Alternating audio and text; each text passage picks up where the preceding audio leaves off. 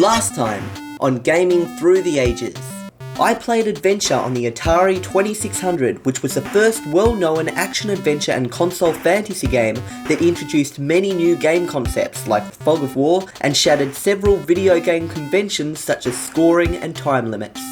This game definitely gave me a different vibe to all the games I've played thus far. It encouraged me to think, explore, and run around a game world that spanned multiple screens in search of a golden chalice while dodging ferocious dragons.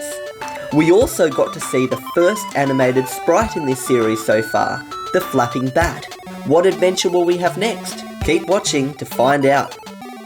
Welcome to Gaming Through the Ages, the series where we take a look at games from many different genres and consoles through time, from 1975 to now in chronological order. Once we reach modern times, we start back at 1975 and explore a different group of games. Although some viewers of this series voted for games on the Odyssey 2 and in television, Space Invaders on the Atari 2600 got the most votes. Now we all know the goal of Space Invaders. Basically, invaders from another planet are attempting to land on Earth, and we have to wipe them out by shooting our laser cannon while avoiding their laser bombs. The original arcade version was released in 1978, while this port to the Atari 2600 was released in 1980. I guess this game was just too much of a classic to miss out on, so let's check it out. Towards the end of the manual, there is a game select matrix that tells you what all the variations are about, which leaves us with a ridiculous amount of game variations. We will be playing Game 1 and 16, which are both single-player variations of the game. Game 1 is the usual basic version of Space Invaders, while Game 16 includes more difficult features such as moving shields, zigzagging bombs, fast bombs, and invisible invaders. Okay, here we are. As you can see at the top of the screen, I'm flicking through all the games now. I'm up to 75, and you just keep flicking through. I mean, this is ridiculous. I wish they had options that you can toggle on and off as opposed to this. Imagine how long it's like, oh, I want to play game 87 now, and then it's like, you got to click the button 87 times. It's ridiculous, and it's not even on the controller. You got to go all the way over to the console and do it on the console. Anyway, game 1. We have got 3 lives. Let's begin. I think everybody knows how to play Space Invaders. Now, the cool thing you're seeing here is animated sprites. Whoa, jeez, I almost got shot.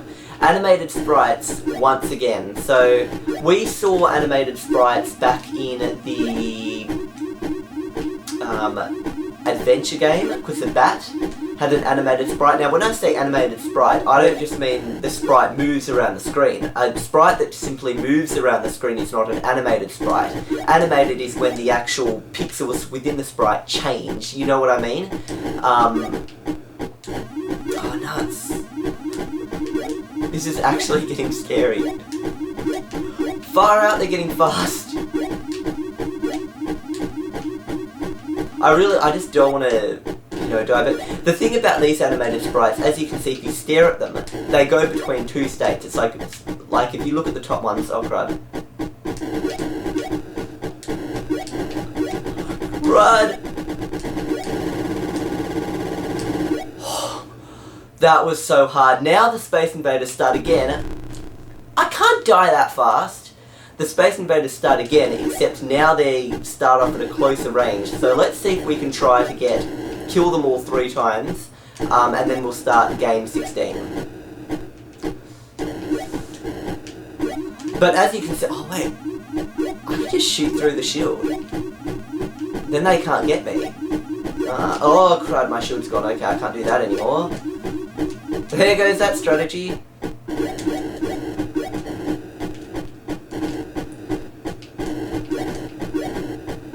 As you can see, this is a high score based game that basically goes on forever. I'm really not into the high score based game world, if you know what I mean. I just kind of like a goal, like, oh, can you kill them 3 times? Boom, there's your goal. Oh no, please don't. Did it. Okay, now let's see if we can kill them for the 3rd time. As you can see, they've once again moved into a much closer starting position, which is making the game very challenging, and I've only got 1 life left. Great.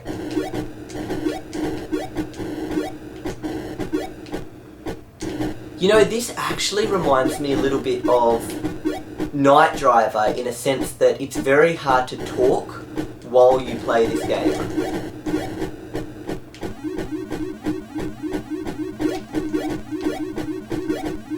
But hopefully what we're going to see in the future is that it's not just going to be an animated sprite switching between two different states. What I'm hoping for is that we get to a point where the... Oh no.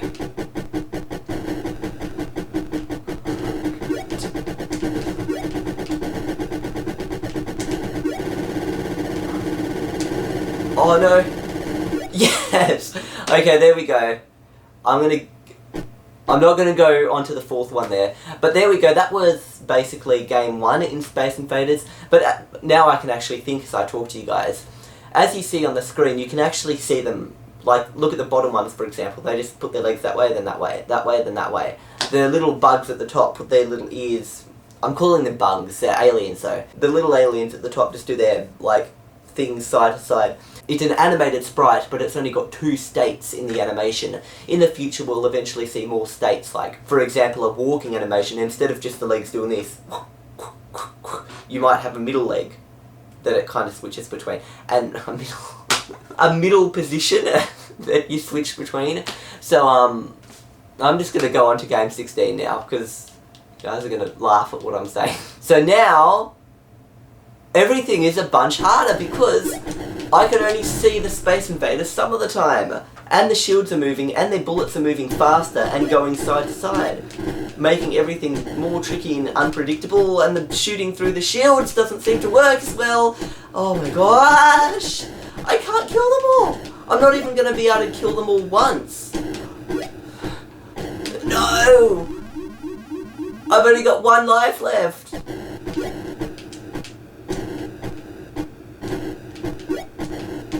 Oh, this is challenging. Zigzagging bullets that move really fast and I can't see what I'm shooting. Are they? They're there somewhere. I know you are. Oh, this is really like Night Driver. You cannot talk while you play this game. Especially with this hard difficulty mode on. Oh my gosh.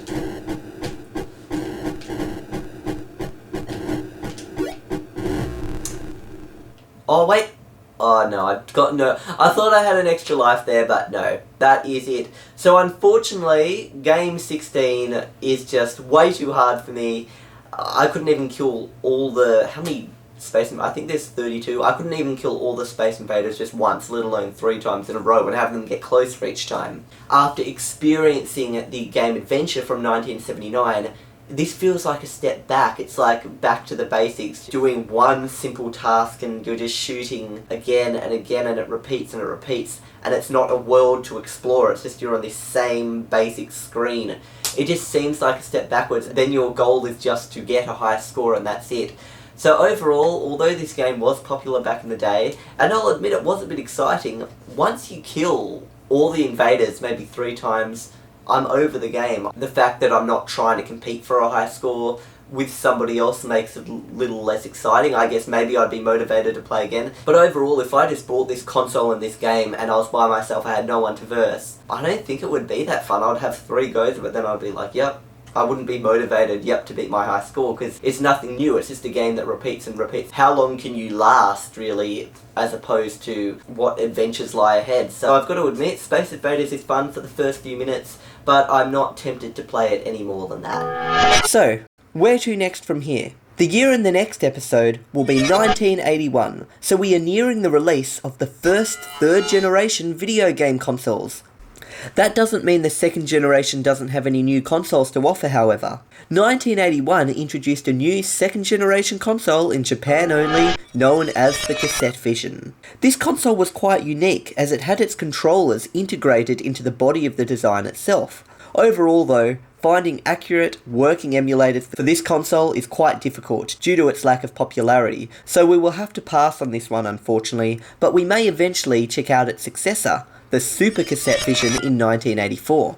For the next episode, pick a 1981 game for either the Odyssey 2, the Atari 2600, or the Intellivision.